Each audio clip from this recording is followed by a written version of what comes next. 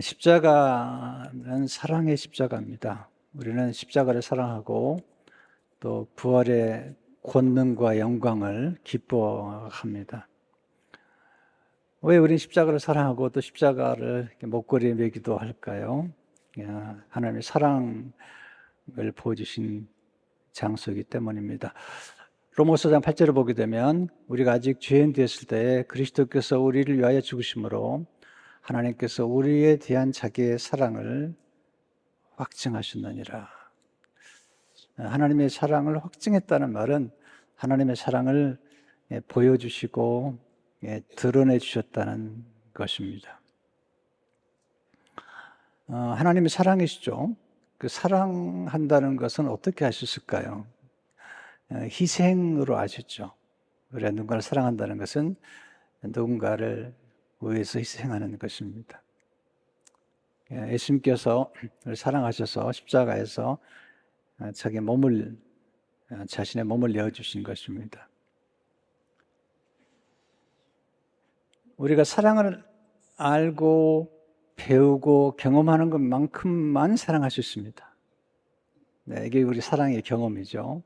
우리가 누군가를 사랑한다고 할 때 그것은 우리가 알고 배우고 경험하는 것만큼만 사랑할 수 있습니다. 그래서 우리는 사랑을 배워하고 또 경험해야 되고 또 먼저 사랑을 받는 것이 중요한 것입니다. 왜냐하면 우리가 사랑을 받는 것만큼 우리가 사랑을 나눌 수 있기 때문이죠. 우리가 받지 않은 것을 나눌 수 없습니다. 우리가 소유하지 않은 것을 우리가 나눌 수 없습니다. 하나님은 우리에게 하나님의 사랑을 부어주시는 분이신데요. 로마서 5장 5절을 보게 되면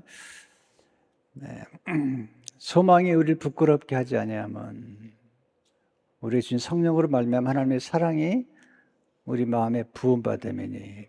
하나님의 사랑을 우리에게 부어주시는데 사랑을 부어주실 때 중요한 것은 마음을 활짝 열고 그 사랑을 받는 것입니다. 예수를 믿는다는 것은 사랑을 잘 받는 것입니다. 받지 않고서는 결코 줄 수 없잖아요. 제자들이 먼저 한 일은 예수님께로부터 받는 것을 먼저 한 것이죠.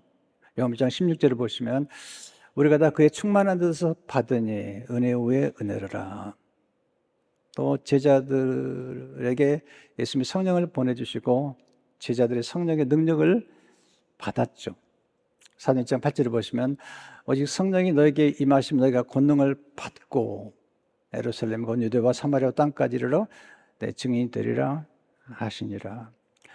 우리가 교회에 나오는 이유가 많이 있겠죠. 그러나 그 중에 하나는 우리가 받으러 나오는 거예요. 하나님의 사랑을 받고 구원을 받고 은혜를 받고 생명의 떡을 받고 예수님의 보혈을 받고. 사랑은 물론 주는 것이지만 주기 전에 받는 경험이 필요하잖아요. 예수님께서도 사랑을 받으시죠. 옥합을 깨트린 여인, 예수님을 위해서 그 사랑을 베풀어 드렸을 때 제자들이 얘기하죠. 왜 사랑을 받으십니까? 그걸 가난한 사람들에게 나눠줘야지. 그때 예수님께서 여인을 칭찬하시면서 이 여인이 나의 장례를 예비했다. 나도 사랑이 필요하다. 나도 사랑을 받는 것이 필요하다. 그렇게 주님 말씀하셨습니다. 사랑은 대단한 능력인데요. 우리를 변화시키는 것은 사랑입니다. 꾸지람과 강요와 또는 협박으로 사람이 변화되지 않습니다. 진정한 변화는 사랑으로부터 나오는 것입니다. 사랑받으면 성장하게 되어 있고 또 사랑을 받으면 자기 안에 있는 무한한 잠재력을 알게 되고 그걸 이제 극대화시키는 역사가 나타납니다. 십자가 사랑은 어떤 사랑일까?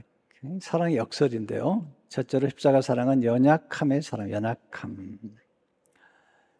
우리 누군가를 사랑하면 사랑하는 대상에게 연약해집니다. 연약함이 사랑을 불러오는 거죠. 강함이 사랑을 불러오는 게 아니잖아요. 또 뭐가 많다는 것이 우리 사랑하지 않죠. 아브라함과 롯이 소유가 많음으로 동거할 수 없어서, 뭐가 많으니까 동거할 수 없어서 그들이 헤어지잖아요. 연약해지면 우리는 오히려 사랑을 받게 되죠. 아버지하고 어린 아들하고 씨름하면 누가 이길까요? 너무 어려운 질문이죠. 네, 아들이 이깁니다. 왜 아들이 이기죠? 아버지가 져주는 거죠. 사랑하니까 져주는 거죠.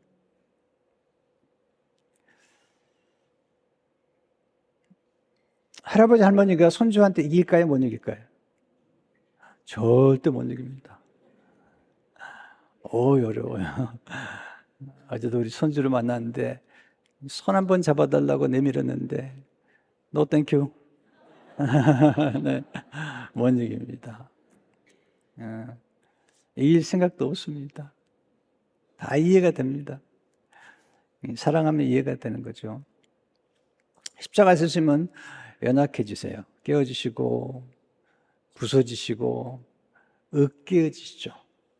짓밟힌 장미처럼 짓밟히시는 것을 보게 됩니다. 사랑한다는 것은 상처를 받는 거죠. 이사 53장 5절을 보게 되면 그가 찔림은 이 상처를 받는 거죠. 우리 허물 때문이요, 그가 상함은 우리의 죄악 때문이라. 그가 징계를 받으므로 우리는 평안을 누리고 그가 채찍에 맞음으로 우리는 나음을 받았도다. 예수님이 엄청난 상처를 받으신 거예요. 근데 이거 아셔야 됩니다. 상처를 주려면 가까이 가야 돼요. 그러니까 우리는 가까운 사람들에게 상처를 주고받는 거죠. 예수님을 찌르려면 가까이 가야 돼요.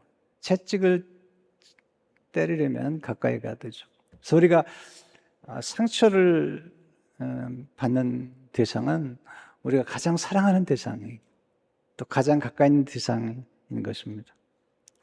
근데 신비롭게도 주님이 옆구리가 창에 찔리는 상처를 받으셨는데 그 상처에서 너무 놀라운 게 나온 겁니다. 독이 나온 게 아니라 예수님의 보혈과 생수가 나온 것입니다. 요한복음 19장 34절을 보게 되면 그중 한 군이 창으로 옆구리를 찌르니 그 피와 물이 나오더라. 와, 여러분, 이 피 놀라운 피예요. 우리 모든 죄를 용서하는 피, 하나님의 아들의 피, 신령한 음료. 이 물은 생수인데 우리를 살리는 생수예요. 그런데 이 피와 물이 예수님의 상처에서부터 나오는 것입니다. 몸의 상처만 받은 게 아니고 예수님 받으신 마음의 상처는 정말 크죠. 우리가 경험하는 것처럼 몸의 상처도 크지만 마음의 상처가 더 크죠. 예수님 모욕을 당하시고 거절을 당하시고 수치를 당하시고 옷을 벗겼다 입혔다 하시고 그리고 침을 뱉고 뺨을 때리고 갈대로 머리를 치고 정말 엄청난 상처입니다. 상처를 받을 때 우리는 부서지고 무너지고 산산이 부서지는 경험을 하게 됩니다. 예수님은 자신의 상처를 통해서 우리의 상처를 치유하십니다. 예수님은 자신의 부서짐을 통해서 우리의 부서짐을 치유하십니다. 앤 보스캠프라는 작가가 캐나다에 사는데 제가 좋아하는 작가예요. 이분이 쓴 글들이 참 너무 놀라워요. 하나님의 상처만이 우리 상처를 치유할 수 있다. 고난은 고난으로 치유되고 상처는 상처로 치유된다. 나쁜 부서짐은 그리스도의 좋은 부서짐으로 치유된다. 우리는 상처를 받죠.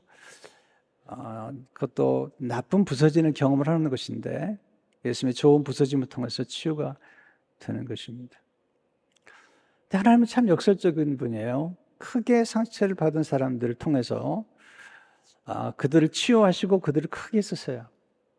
그러니까 상처가 큰 만큼 쓰임도 커요.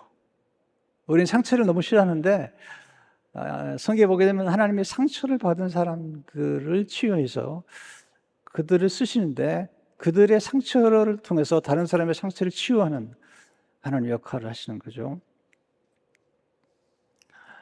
모스캠프 말을 조금 더 읽어드릴까요? 한나는 아이를 낳지 못함으로 짭짤한 눈물 맛을 보았다. 엘리야는 자기 생명을 거두어달라고 하나님께 부르짖었다. 다윗은 자기 영혼에게 어찌 그리 낙심하느냐고 1000번도 더 물었다. 침체, 우울, 엄청난 거죠. 하나님 크게 상처받은 사람들을 통해 큰일을 행하신다. 하나님 부서진 자들을 최고로 여기시고 부서진 들 안에서 최고의 것을 발견하시며 마음이 부서진 자를 부르셔서 세상을 변화시키신다. 우리는 상처를 정말 싫어하잖아요. 또 상처받았다고 말하잖아요. 하나님은 상처를 낭비하지 않으십니다. 하나님 상처를 통해 거룩한 약을 만드십니다. 하나님 상처를 통해 상처를 치유하십니다. 하나님 상처를 통해서 신비로운 아름다움을 드러내십니다. 헨리 나원이 한 얘기죠. 그랜드 캐년의 아름다움은 땅이 받은 상처의 아름다움입니다. 그랜드 캐년 정말 아름답더군요. 근데 땅이 훅 패였어요. 상처를 받았는데 그게 이제 아름다움을 드러낸 것입니다.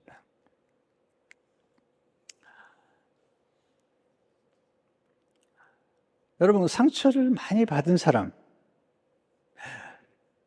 크게 쓰임 받는 거예요. 요셉이 상처를 엄청 받잖아요. 다윗도 정말 상처를 많이 받아요.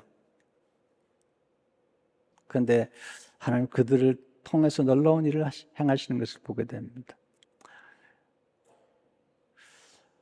여러분, 상처가 독이 되지 않아야 돼요. 어떤 분은 상처를 치유하지 못해가지고 독이 됐어요. 근데 상처가 용서를 하고 용서를 받을 때 상처가 아름다워지고 다른 사람의 상처를 치유하죠. 제가 자주 쓰는 비유입니다만은 독나무는 찍히면 찍힐수록 독을 발해요. 근데 향나무는 찍힐수록 향을 발하고 자기를 찍는 도끼에게 향을 묻혀주는 게 향나무죠. 똑같은 상처인데 치유되지 않으면 독이 되고 치유되면 향을 발하겠다는 거죠. 예수님의 보혈이 우리에게 역사할 때 우리 상처가 치유가 되고 우리 하나님의 크게 쓰임받는 아름답게 쓰임받는 사람들이 되는 것입니다. 그럼 우리의 상처가 어떻게 치유될까요? 우리의 상처가 독이 되지 않고 향기가 되려면 어떤 일이 벌어져야 될까요? 둘째, 십자가 사랑은 용서하는 사람, 용서를 받고 용서를 줄 때 우리 향기로운 인생을 살게 되어 있습니다.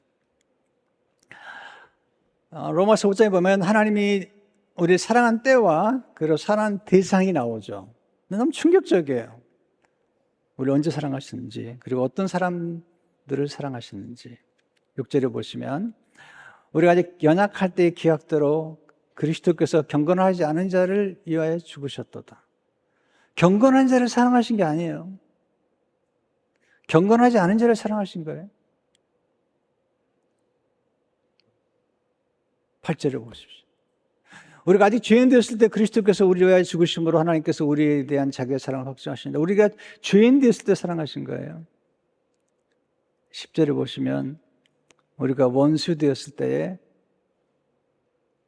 그의 아들의 죽으심으로 말미암아 하나님과 화목하게 되었은즉 화목하게 된 자로서는 더욱 그의 살아나심으로 말미암아 구원을 받을 것이니라.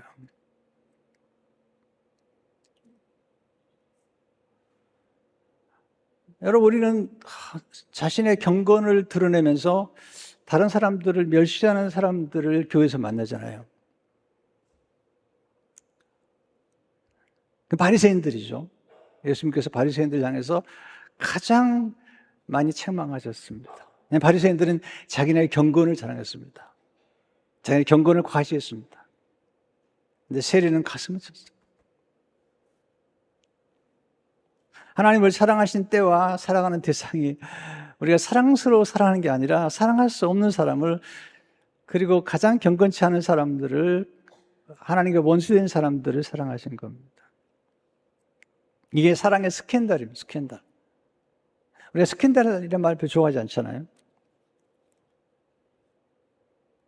고린도서 1장 20절을 보게 되면, 23절에 보면, 우리는 십자가에 못 박힌 그리스도자는 유대인에게 거리끼는 것이요, 이방인에게 미련한 것이요. 이게 거리끼는 것. 이 거리낀다는 말이 헬라어에 스칸달로입니다. 스칸달로. 이 헬라어에서 영어 단어 스캔들이 나와요. 스캔들. 스캔들이 뭐죠? 매우 충격적인 부도덕한 사건, 불명예스러운 평판이나 소문인데, 십자가는 하나님의 우주적인 스캔들이에요. 경건한 자, 의로운 자를 사랑하신 게 아닙니다. 창녀, 세리, 강도를 사랑하시고. 그러니까 우리가 하나님의 사랑의 대상이 된다는 것은 우리 스스로가 경건하다고 생각한다면 좀 조심해야 됩니다. 내가 스스로가 꽤 경건하다. 나는 하나님이 없으면 난 상당히 도덕적인 사람이야. 나 기도도 많이 해. 엄청 기도 많이 해. 새벽기도 나와가지고 기도하러 나오지 않은 목사님들을 막 정죄하고 째려보고 막 그런. 물론 새벽에 목회자가 기도하러 나와야 되겠지만 가장 무서운 사람들이 경건한 사람들. 무서워요. 눈빛이 무서워. 오, 무서워요. 네. 여러분, 제가 경건을 절대로 폄하하는 거 아닙니다. 제가 경건도 강조하고 경건해야 되죠. 그러나 우리가 경건하기 전에 우리를 하나님 어떻게 사랑하시는 걸 알아야만이 우리 경건이 남을 비난하거나 남을 정죄하거나 남을 함부로 판단하는 그런 경건이 아니라 다른 사람들의 죄까지도 수용할 수 있는 그런 거죠. 예수님이 사랑한 대상은요, 부도덕한 사람이에요. 경건하지 않은 사람이에요. 예수님이 사마리아 여인을 사랑하시는 사마리아 여인은 5번 결혼한 사람이에요. 5번. 배신자를 사랑하셨어요. 네, 크리스토스톰은 예수님이 제자들의 발을 씻겨주실 때 제일 먼저 발을 씻겨준 사람이 아마도 가룟 유다였을 것이다. 예수님 사랑의 순서, 가장 사랑할 수 없는 사람을 사랑하신 것입니다. 그들을 용서하시고 그들의 죄를 도말하신 겁니다.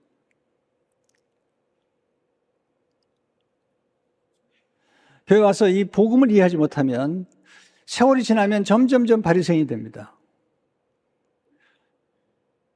교회가 왜 시끄럽죠? 왜 교회마다 시끄러운 거죠? 왜 이렇게 싸움판이죠? 왜 용서가 없죠? 그것은 복음을 망각했기 때문일 뿐 아니라 복음을 몰라서 그래요. 정말 용서를 받았다면, 정말 하나님의 사랑을 경험했다면 그럴 수가 없죠. 예수님이 손에 못이 박혔잖아요. 예수님 목 쓰셨는데 목수가 많이 사용하는 게 못인데 못 박히셨어요.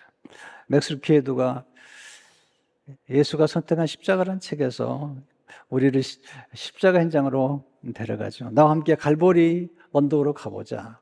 거기 그 이유가 있다. 군병들이 목수 예수님을 땅바닥에 쓰러뜨린 후 예수님의 양팔을 벌려 나무 형틀을 갖다 대는 모습을 보라. 한 사람이 무릎으로 팔뚝을 누르고 대못으로 손을 누른다.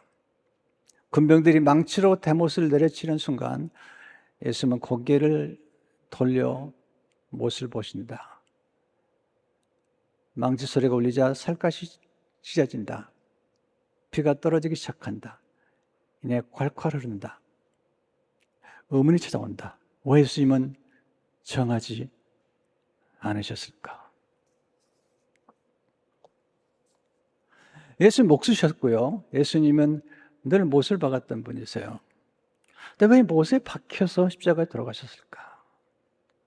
그 이유가 골로새 2장 13절 14절에 나오죠.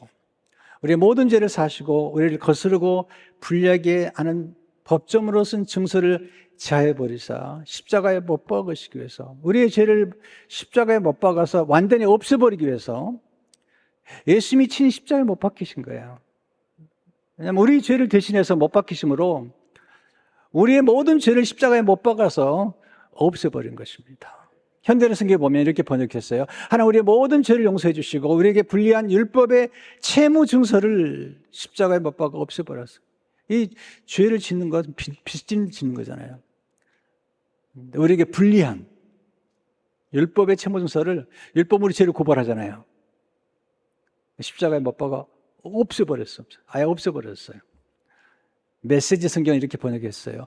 여러분의 모든 죄가 용서받았고 여러분의 이력이 깨끗해졌으며 과거의 나쁜 이력들, 여러분을 체포하기 위해 발부되었던 구속영장이 취소되어 그리스도의 십자가에 못 박혔습니다.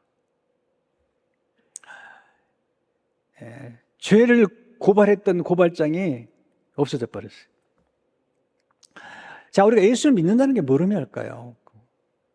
예수님을 믿는다는 것은 예수님 우리 죄의 목록을 십자가에 못 박아 없애버렸다는 것을 믿는 것입니다. 예수 믿는다는 것은 죄 용서를 믿는 것입니다. 예수를 믿는다는 것은 조건 없이 사랑하신 하나님의 사랑을 믿는 것입니다. 우리가 이걸 믿지 못하기 때문에 남을 용서하지 못해요. 내 모든 죄를 사하시고 내 모든 죄를 잊어버리셨다고 하는, 내 모든 죄의 목록을 없애버렸다는 사실을 정말 믿는다면 우리가 다른 사람의 죄를 용서할 때 다른 사람의 죄를 잊어버릴 수 있을 만큼 우리는 성숙한 복음의 사람이 될 수가 있는 것입니다. 맥스케이드의 말을 조금 더 들어보세요. 그분의 손과 나무 십자가사의 목록이 있었다. 긴 목록, 우리의 실수 목록, 우리의 정욕과 거짓말, 탐욕의 순간들과 방탕의 세월, 우리의 죄 목록, 당신의 죄가 조목조목 적힌 종이가 십자가에 달려있다. 지난해 나쁜 병증들, 지난주에 취한 나쁜 태도들, 온 천지가 다 보도록 혼한 대낮에 당신의 실수 목록이 거기에 걸려있다. 목록 위쪽의 죄들은 그분의 손에 가려졌고 아래쪽의 죄들은 그분의 피에 덮였다. 당신의 죄는 예수님에 의해 도말, 즉 지워졌다. 도말한다는 말을 사전에 찾아보니까 발라서 드러내지 않게 가림, 어떤 존재를 완전히 없애버리는 것. 우리 죄가 드러나지 않도록 완전히 도말해버린 거예요. 우리 죄를 잊어버리신 거죠. 놀라운 은혜입니다. 그래서 히브리서 8장 12절을 보시면, 그러니까 그들의 불의를 긍휼히 여기고 그들의 죄를 다시 기억하지 아니하리라 하셨느니라. 근데 우리는 문제가 뭐냐면 우리 죄를 용서해 주셨는데, 이미 용서해 주셨는데 예수님도 기억하지 않은 죄를 우리가 기억해내고 자기를 괴롭히는 거예요. 스스로가 그렇게 괴롭혀야지 자기가 의롭다고 생각하는 거예요. 그렇게 괴롭혀야지 자기가 신앙이 꽤 괜찮다고 생각하는 거예요. 이건 감정과 상관이 있는 게 아니고 이것은 사실이에요. 법적인 선고는 사실인 거죠. 법적인 선고나 의사 선생님의 진단은 그냥 사실이에요.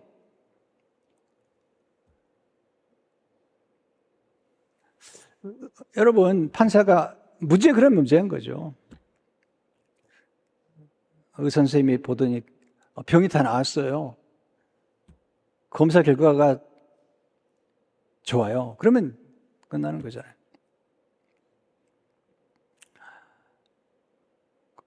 꼭 큰 소리를 해야 됩니까?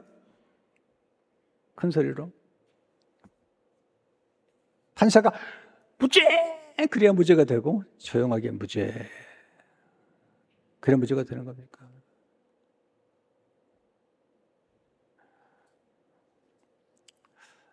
그러니까 우리가 자기 스스로를 너무 괴롭혀요. 하나님도 용서하신 그 죄를 다 끄집어내가지고 어떤 분은 본인이 그 오랜 죄들을 스스로가 받지 못했다고 생각해야만이 본인이 굉장히 의롭다고 생각하는 거야.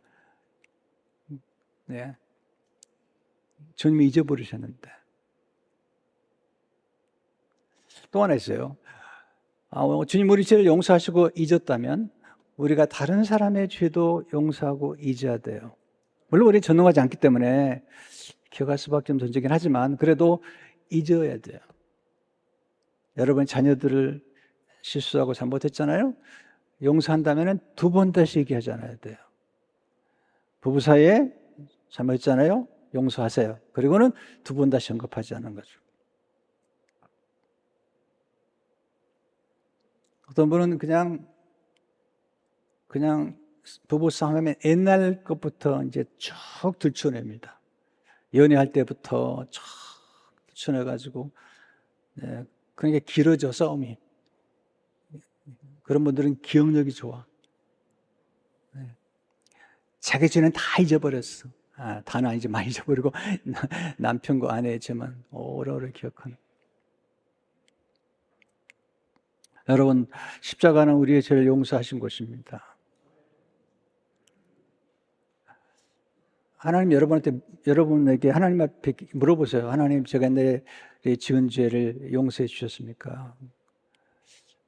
혹시 물어보세요. 기억하십니까? 하나님 그렇게 말, 나 기억할 수 없다.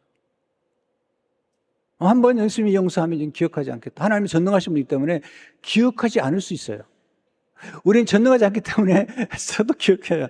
근데 하나님은 전능하신 분 때문에 기억하지 않을 수 있어요. 기억하지 않도록 선택할 수 있는 분이잖아요.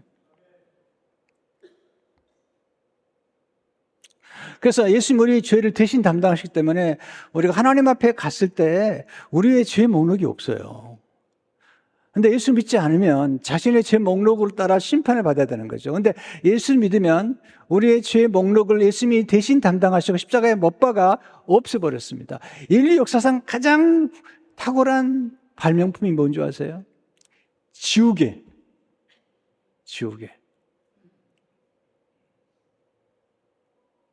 가장 위대한 발명품이라고 그래요.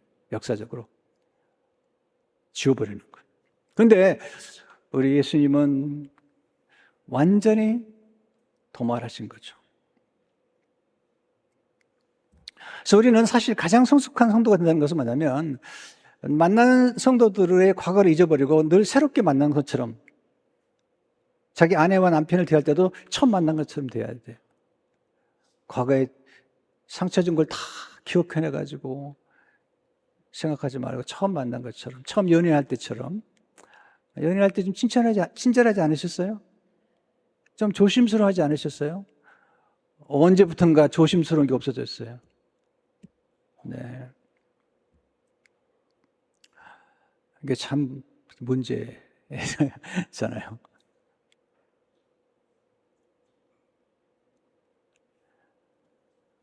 세 번째가 더 놀라워요. 십자가 사랑은 죄인을 의인으로 만드는 능력이죠.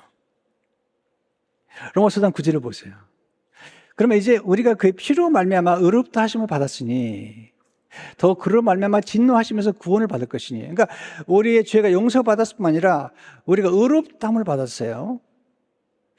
진노에서 구원을 받았어요. 그러니까 우리 죄인을 의인으로 만들어 주신 거죠. 죄의 옷을 벗기시고 그리고 의의 옷을 입혀 주신 것입니다.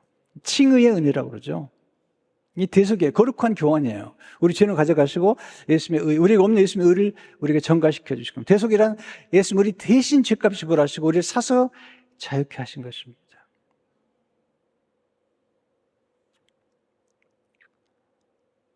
여러분, 예수 그리스도의 피가 아니면 우리는 의롭다함을 받을 수 없어요. 근데 우리가 의롭다함 받은 것은 이제 피로 받은 것이고 믿음으로 받은 거예요. 믿음으로. 우리가 값을 지불할 수가 없어요. 로마서 3장 24절에 보면 그리스도 예수 안에 있는 성령으로 말미암아 하나님 은혜로 값 없이 의롭다 하심을 얻은 자 되었느니라. 그러니까 우리는 가끔 값 없이 사람들에게 사랑을 베풀어 봐야 돼요. 조건 없이 베풀어야 돼요. 사랑을 시작하면 놀라운 일이 벌어지죠. 상대방 안에 있는 좋은 것을 보기 시작해요. 좋은 게 자꾸 들어와요. 이게 행복한 사람의 특징인데요. 자꾸 다른 사람 나쁜 것만 보이고, 그러면 이제 힘든 거예요. 네, 좋은 게 들어와야 돼.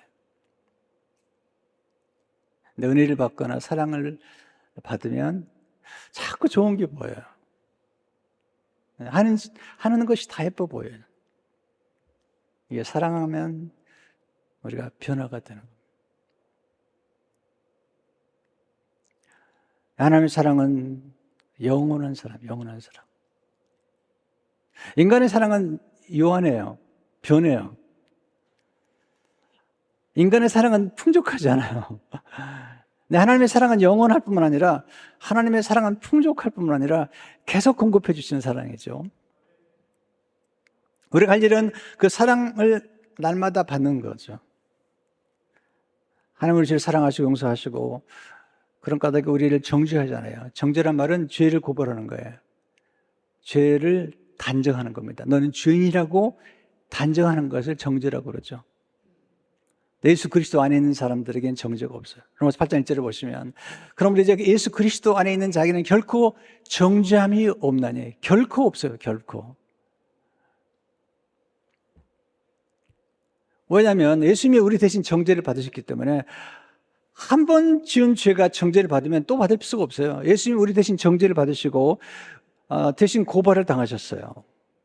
그리고 심판을 받으셨기 때문에 우리 대신, 그래서 우리는 정죄가 없어요. 더 이상. 그래서 로마서 8장 33절 34절에 보면 놀라운 말씀을 하세요. 누가 능히 하나님께 택하신 자들을 고발하리요? 의롭다 하신 이는 하나님이시니 누가 정죄하리요? 죽으실 뿐 아니라 다시 살아나신 이는 그리스도 예수이니 부활하셨죠? 그는 하나님 우편에 계신 자여 우리를 위하여 간구하신 자시니라. 누가 택하신 자들을 고발하리요? 누가 정죄하리요? 우리는 많이 스스로 정죄하고 다른 사람만이 정죄하잖아요. 네, 고발 많이 하다. 제가 몇 번 말씀드렸는데, 제가 아주 작은 교회 한번 집회를 갔어요. 새벽기도 와달라고 그래서 제가 갔는데, 새벽기도 마치고 이제 불 끄고 통성기도를 하더라고요. 식사하러 가기 전에 잠시 기도하겠습니다. 막 기도를 하는데 한 분이 막 통성으로 기도를 하는 거예요. 하나님, 내 남편 술 끊게 해주시고 화내는 것 좀 끊게 해주시고 막 그렇게 기도를 하는 거예요. 내가 그 기도를 들으면서 저건 고발이다, 고발. 그리고 이제 끝나고 식사를 대접하는데 보니까 그 남편이 식사를 대접하는 거예요. 네. 그렇게 기도하지 마시고요. 하나님, 내 남편 믿음으로 술 끊은 거 감사합니다. 남편 성격 고친 거 감사합니다. 믿음으로 감사하세요. 자꾸 고발해. 하나님이 그러신 것 같더라고요. 내 앞에 가만히 듣다가요. 하나님이 그러신 것 같아요. 막 그 기도하는 그 여자 권사님한테 너나 잘해라. 그러시는 것 같아요. 그냥 내 생각이 그런 생각이 들었어요. 너나 잘해라, 너나 잘해라. 네 남편은 내가 책임질 테니까 너나 잘해라. 그러시는 것 같았어요. 여러분, 우리를 하나님의 사랑에서 끊을 게 없습니다. 아무것도 끊을 게 없어요. 저도 목회 초기에는 참 몰랐어요. 복음 몰랐어요. 네, 신학교로 나오는데 복음 잘 몰라가지고 신자들은 막 정죄했습니다. 막 야단치고 막 쳤어요. 막 그냥. 네, 내 양을 치라니까 막 쳐버렸어요. 그러니까 교인들이 막 헬멧 쓰고 와야 돼. 헬멧 쓰고 교회를. 얻어 터지러 와야 되니까. 여러분, 지금 여러분 복 받은 거예요. 네. 몰랐어요. 그래서 막 야단치고 그랬는데 그런 게 아니더라고요. 하나님이 그러시는 거예요. 누가 내 사랑하는 자를 고발하리요? 내가 대신 사랑한 자를 왜 네가 고발하냐? 목사인 내가 왜 고발하느냐? 왜 내가 정죄하느냐?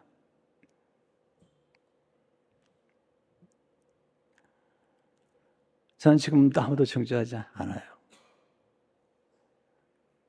여러분, 누구도 정죄하지 않아요.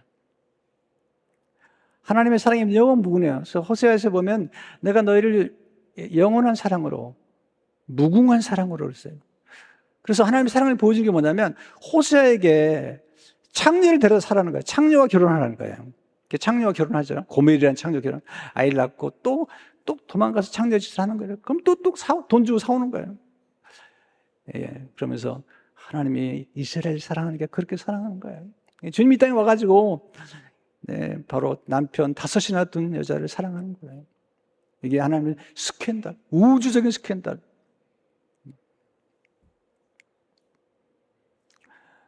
그래서 이게 이해가 안 되는 거예요. 여러분들 이런 설교가 이해가 안 되는 거죠.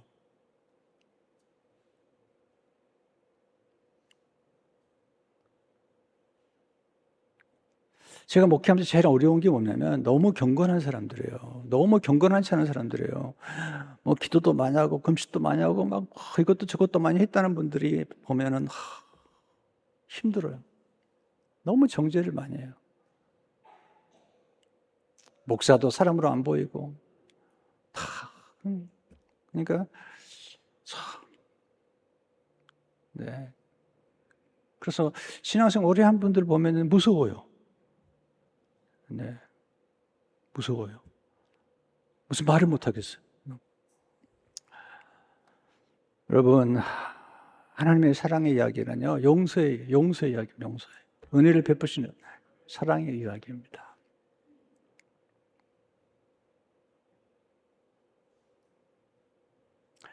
저는 가끔 그런 분들 만나잖아요. 그 사람이 어떻게 목사가 되냐고.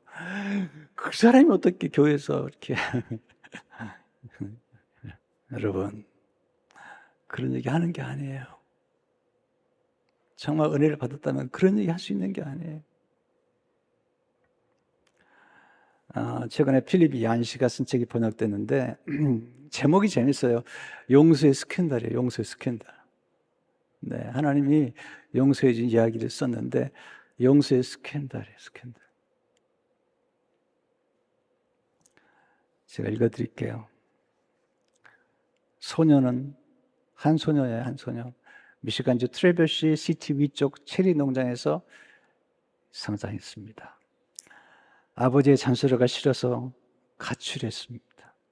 집을 나갔죠. 가출하는 날 길가에서 차를 태워준 친절한 남자를 만났습니다. 여러분, 친절한 남자 조심하세요. 그 남자는 소녀들을 유혹해서 몸을 팔게 만들어 돈을 버는 포주였습니다. 소녀는 마약과 매춘을 하면서 잠시 자유와 쾌락을 맛보았습니다. 하지만 몸이 병들었습니다. 포주는 그녀를 길가로 내몰았습니다. 돈은 떨어지고 몸은 병든 채 바닥에 웅크리고 신문지를 덮어쓰고 떨면서 밤을 맞이합니다. 그때 문득 아버지가 생각났습니다. 고향이 그리워졌습니다. 하나님, 제가 어쩌다 집을 나왔을까요? 소녀가 혼잣말로 중얼거립니다. 우리 집 기도 나보다 잘 먹는데. 집에 돌아가야겠다고 마음먹고 3차례 집에 전화를 걸었습니다. 자동 응답기만 울립니다. 처음 2차례는 바로 끊어졌지만 3번째는 메시지를 남깁니다. 아빠, 엄마, 집에 갈지도 모르겠어요. 집 가는 버스를 탔는데 내일 자정쯤 도착할 것 같아요. 2분 다 터미널에 안 계시면 캐나다에 도착할 때까지 버스에 남아있겠죠. 터미널에 안 나오면 그냥 부모가 자기를 버린 줄 알고 캐나다로 가는 거죠. 소녀는 아빠를 만나면 할 말을 연습합니다. 아빠 죄송해요. 잘못했어요. 아빠 잘못이 아니에요. 다 제 잘못이에요. 아빠 용서해 주세요. 수없이 연습합니다. 버스가 고향 터미널 에 도착했습니다. 버스는 15분을 정차한 후에 다시 캐나다로 떠나게 됩니다. 오만가지 상상하라고 터미널에 들어오는 순간 놀라운 광경을 봅니다. 콘크리트 벽에 플라스틱 의자뿐인 미시간주 트래버시 시티 버스 터미널 안에 형제 자매부터 시작해 삼촌들, 사촌들, 할머니, 증조 할머니, 이모 할머니까지 무려 40명이나 되는 일가 친척이 다 나와 서 있었습니다. 저마다 우스꽝스러운 파티 모자를 쓰고는 여러 악기를 불면서 터미널 벽은 온통 귀가 대환영이라고 쓰인 컴퓨터로 출력한 현수막이 뒤덮여 있었습니다. 환영인파 속에서 아빠가 다가오자 소녀는 녹아내는 수은처럼 눈물이 이른거리는 눈으로 아빠를 보며 애워둔 말을 하기 시작합니다. 아빠 죄송해요. 아빠가 말을 막습니다. 쉿. 이러고 있을 때가 아니야. 용서를 빌고 있을 시간이 없어. 파티에 늦을라. 집에 잔치가 준비되어 있거든. 이게 용서, 이게 자비와 은혜의 스토리잖아요.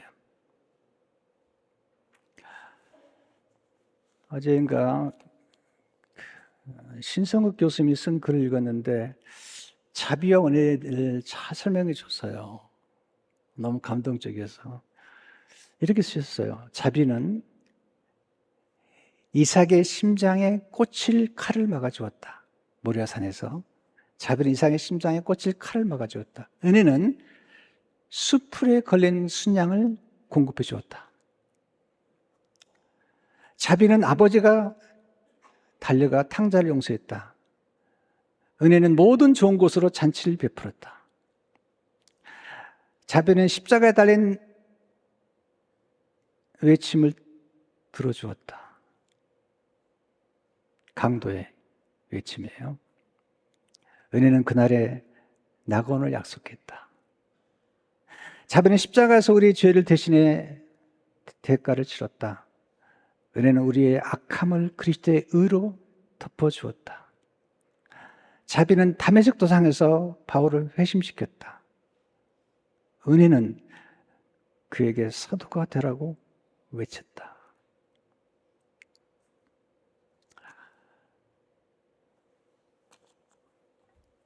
여러분, 우리가 자격이 있어가지고 뭐가 된 게 아닙니다.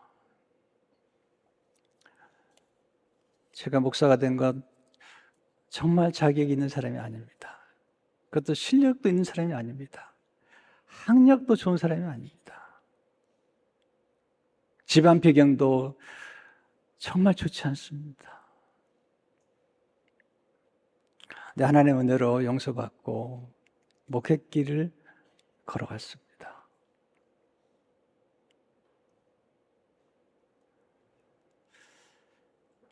제가 목사 안수를 받은 지가 이제 40년이 됐어요. 84년 3월 28일 날 제가 목사 안수를 받았는데 40년이 됐어요.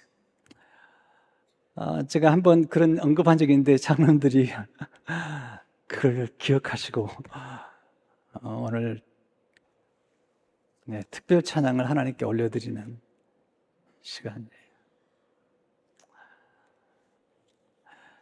성도 여러분, 우린 다 은혜 안에서 구원받았습니다. 그리고 직분을 받았습니다. 이 놀라운 사랑 평생 잊지 말고 승리하시길 축원합니다.